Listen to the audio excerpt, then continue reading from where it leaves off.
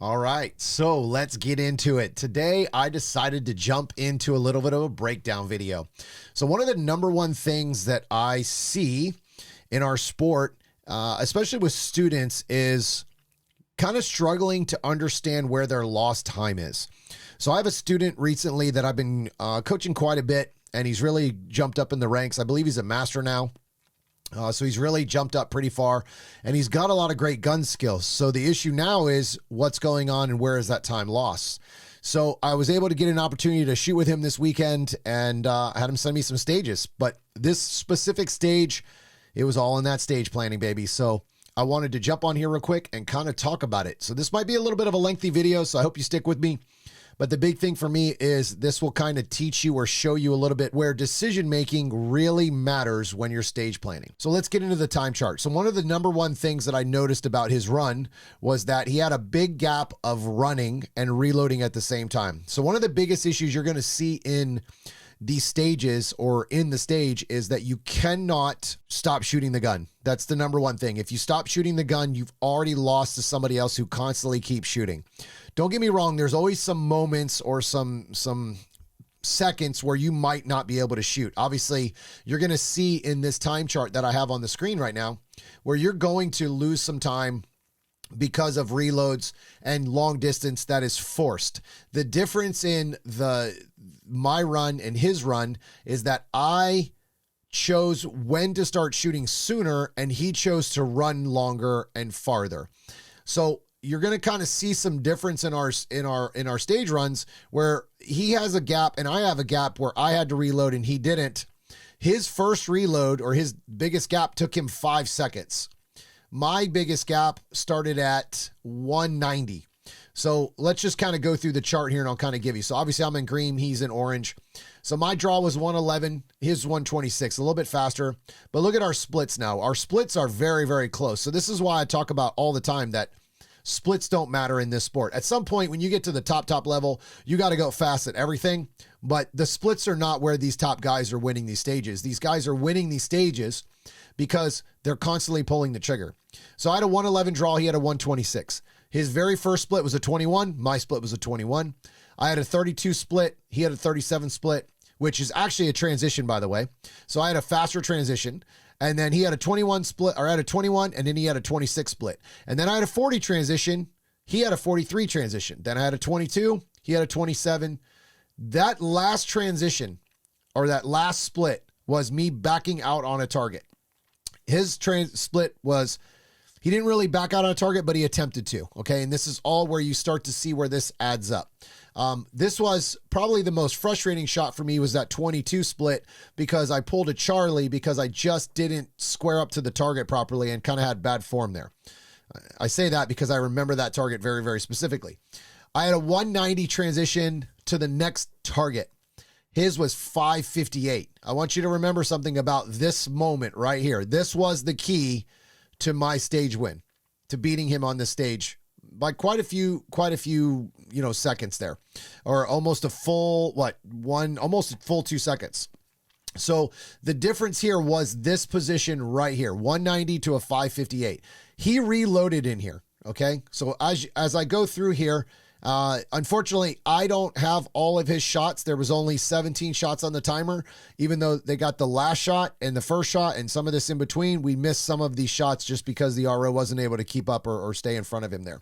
So let's go into exactly what I'm talking about by let's run the stage. So now I'm going to put him up.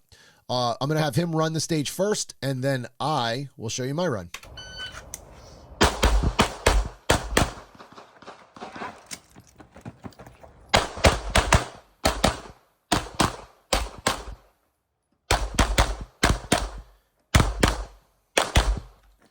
All right, my run. Here we go.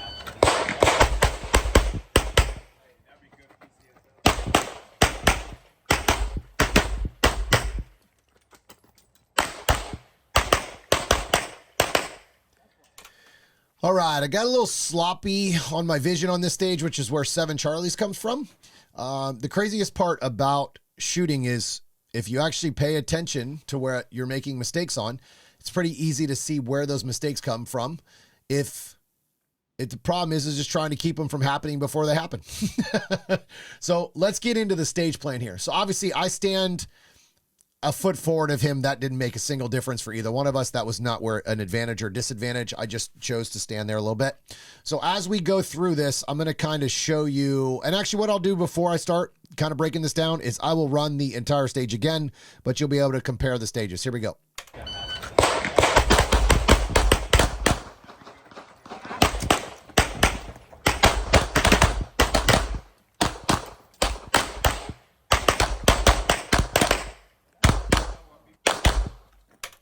So one of the biggest things that you're going to notice in this specific setup is that the amount of aggression that I have compared to Jason, which part of this is because of the stage plan, right? So right now in the time chart, that 558 is from the reload.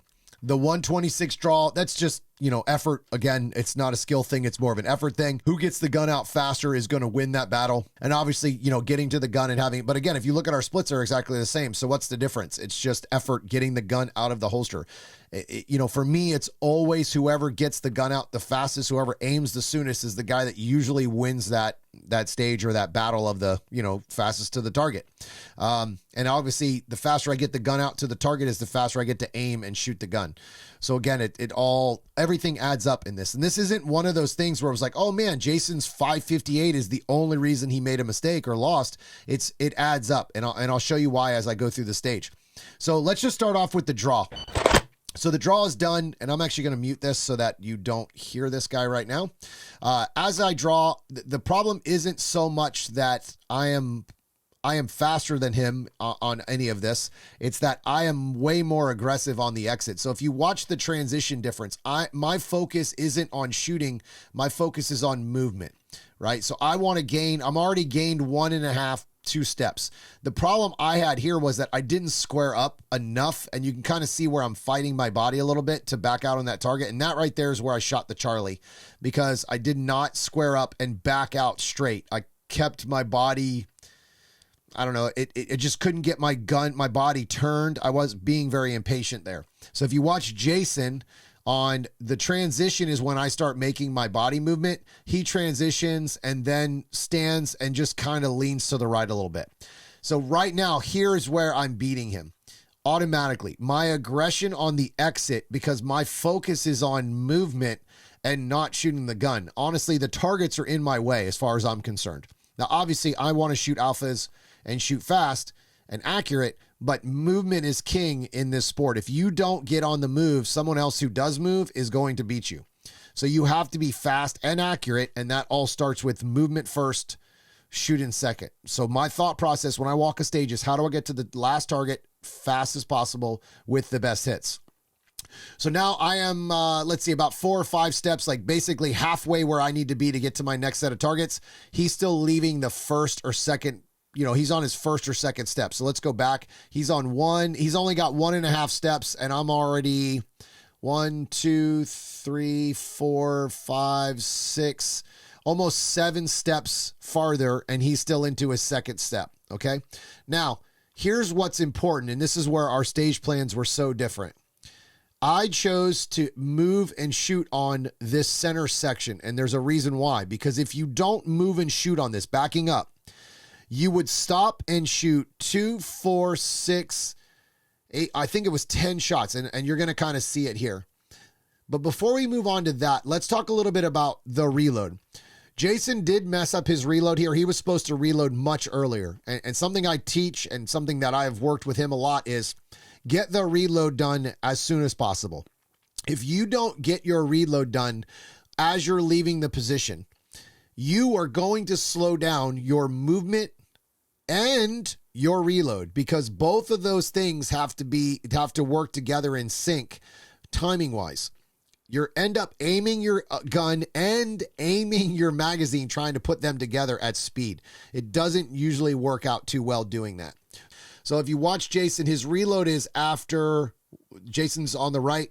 1, 2, 3, 4, 5, almost 5 full steps before he even gets the magazine to the gun.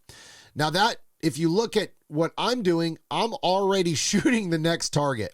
So again, bullets are priority, or getting to the next target should be your priority. And this is where most people lose to the top shooters, is we are starving or hungry to score points. We are not hungry to get to a spot. We actually don't care about the spot. For us, a stop position or a spot is a problem for us. We look at that in a negative way. And if you don't look at it in a negative way, you end up being farther behind other shooters score-wise just because of your time alone. Forget your accuracy. Jason actually beat me on this stage by 2 alphas, but it didn't really matter because of the speed. So come through, and I'm just going to want you to watch Jason's video to the right here. So Jason now runs to the right.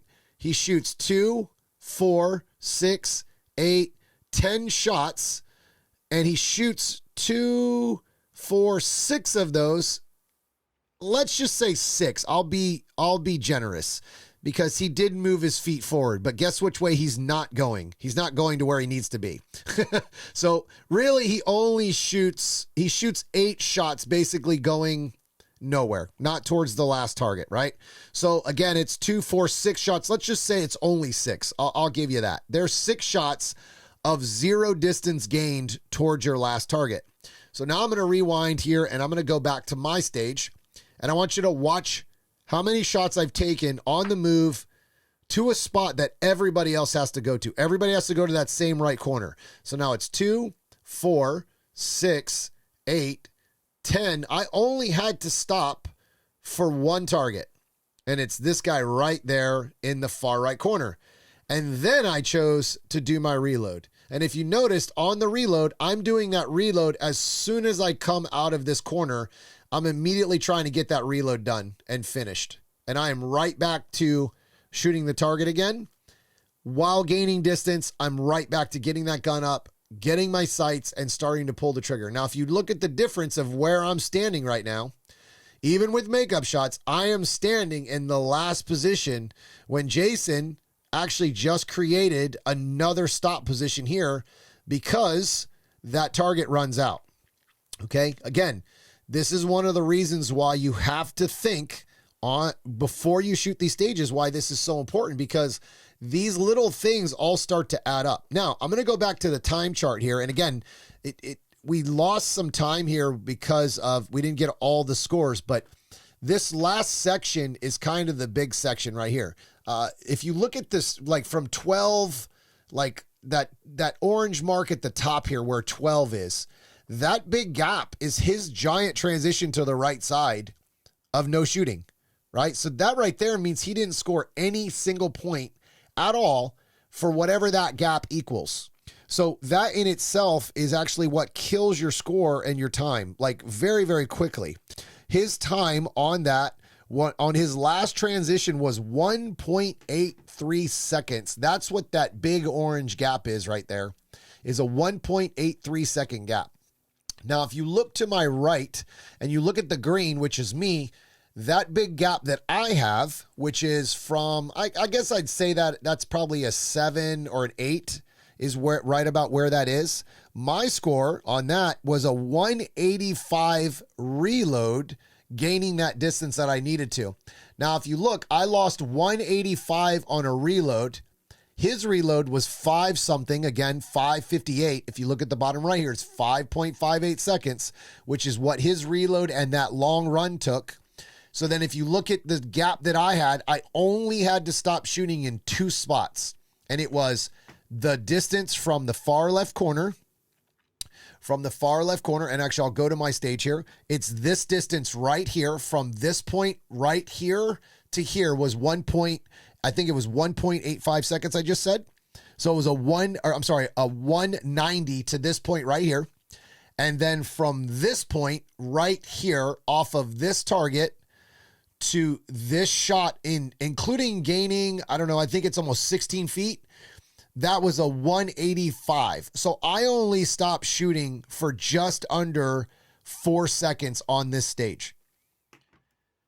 Jason lost 5.58 just from that first exit and reload was a 5:58 by itself. So automatically, I just beat him by 1.5 seconds almost.